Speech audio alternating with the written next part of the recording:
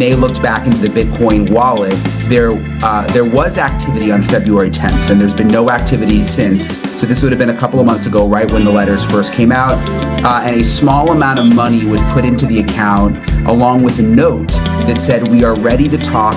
Contact us." If you don't get money from us, you don't get a dime. So we're both in this, a zero-sum end game. I mean, this is big, and so there is wiggle room in negotiations. I can guarantee you, not every negotiation. Ransom notes that Savannah Guthrie stated they believed to have been real, and they were reporting that on February 11th, either Nancy and the FBI put a small amount of money in that Bitcoin account along with a message they were ready to talk.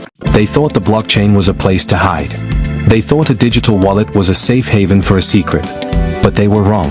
Right now, a hidden Bitcoin note, buried deep within a transaction, has just given the FBI the biggest breakthrough in the disappearance of Nancy Guthrie.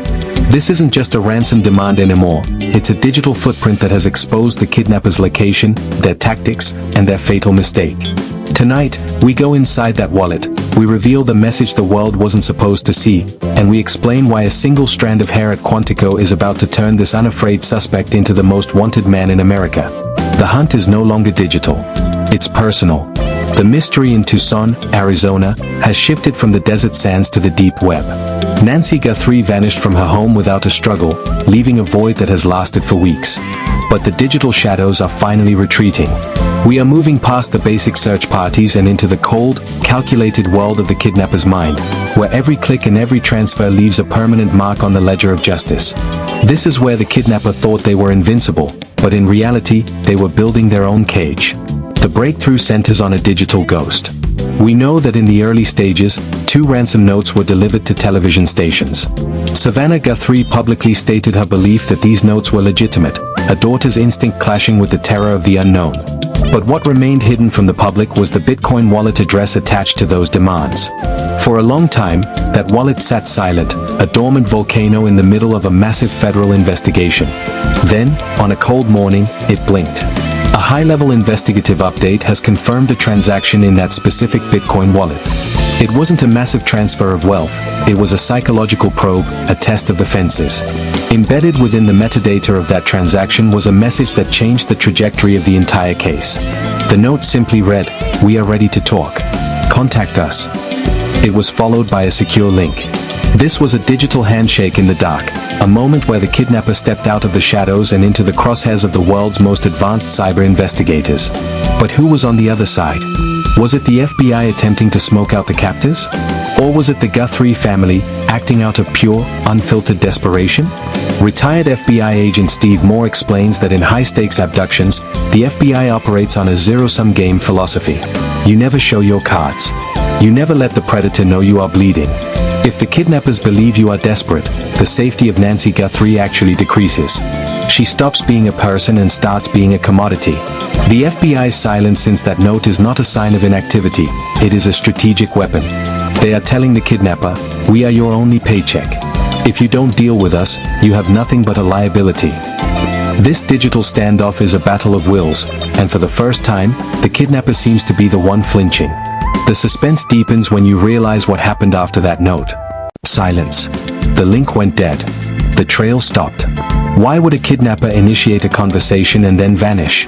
Steve Moore points out a massive tactical error made by the perpetrators. They wanted this to be public. They reached out to media outlets like TMZ and major news networks. Real kidnappers looking for a quick payout stay in the dark. They want to avoid the light because the light brings heat. When you involve the media, you aren't looking for a ransom, you are looking for a platform. You are looking for a stage.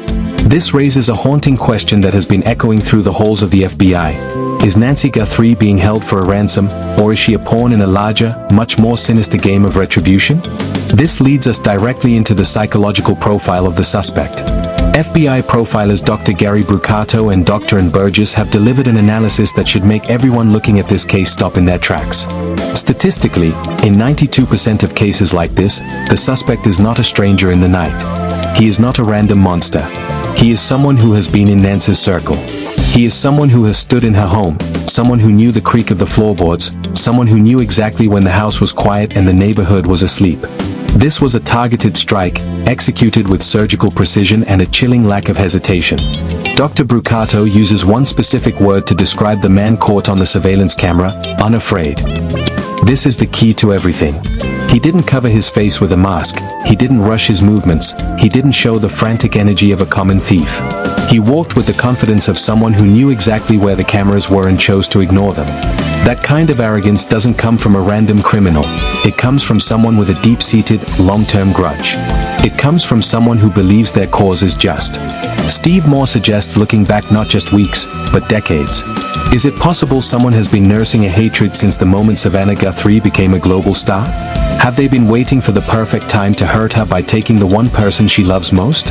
The unafraid man isn't just a kidnapper, he's a messenger of a decades-old resentment. While the profilers study the mind, the scientists are studying the physical evidence with a level of detail that was impossible even 2 years ago. A single strand of hair was recovered from Nancy's bedsheets during the initial sweep of the crime scene. 4 months, it sat in a local lab, labeled as inconclusive because the technology to extract a full profile wasn't available. But that has changed. That hair has been officially transferred to the FBI's elite forensic laboratory in Quantico, Virginia. This move is the equivalent of calling in a nuclear strike on the suspect's anonymity. At Quantico can now sequence DNA from the hair shaft itself. They are looking for a genetic signature, a microscopic ID card. If that hair belongs to the unafraid man on the porch, his anonymity is over. The FBI isn't just looking for a suspect anymore, they are waiting for the lab to print out a name. The science is catching up to the crime, and the kidnapper has no idea that a single microscopic fiber is about to bring their entire world crashing down. Dr. Ann Burgess believes this wasn't a solo job. She sees the hallmarks of a boss and underlings structure. The boss is the mastermind, the one with the grudge, the one who planned the entry and exit. But the underlings are the ones on the ground, the ones making mistakes in the Bitcoin wallet, the ones leaving hair on the bedsheets, and the ones sending disorganized ransom notes. As the FBI closes in, the tension between these suspects is likely reaching a breaking point. In every criminal conspiracy, there is a weak link, someone who is tired of running, someone who is afraid of the Quantico lab, someone who is ready to talk. The kidnapper might think he's won because he's stayed hidden this long. He might think the 79 days of silence mean the world has moved on. But the FBI doesn't move on, they just get more precise. You cannot move through a space without leaving a piece of yourself behind. Every time the suspect checks their Bitcoin wallet, every time they look at the news, they are leaving a trail. Whether it's a digital footprint in a crypto wallet or a biological footprint on a bedsheet, the evidence is screaming. It is a symphony of clues that is leading straight to a door that will soon be kicked in by federal agents. The realization that Nancy Guthrie's abduction might be an act of retaliation changes the entire moral weight of the case. It means that somewhere, a person is watching Savannah Guthrie on television and feeling a sense of twisted accomplishment. They are playing a game of psychological warfare. But they underestimated the resolve of the investigators and the power of modern forensics. The hidden note was the first crack in the armor. The Quantico hair is the final blow. I am preparing to go on the ground to follow these latest leads in Tucson and beyond. The investigation into the disappearance of Nancy Guthrie is no longer a search, it is a hunt. It is a hunt for a man who thought he was a ghost, only to find out he is a target. If you have seen anything, or if you know someone who fits this unafraid profile, someone who suddenly changed their behavior, someone who has an obsessive interest in the Guthrie family, someone who seems to be watching the clock, the FBI is waiting for your call. Your tip isn't just a lead, it's the key to bringing Nancy home. The digital trail is being traced through every server and every exchange on the planet. The biological trail is being decoded in the most advanced lab in the world. And the psychological trail is narrowing down to a very specific type of individual.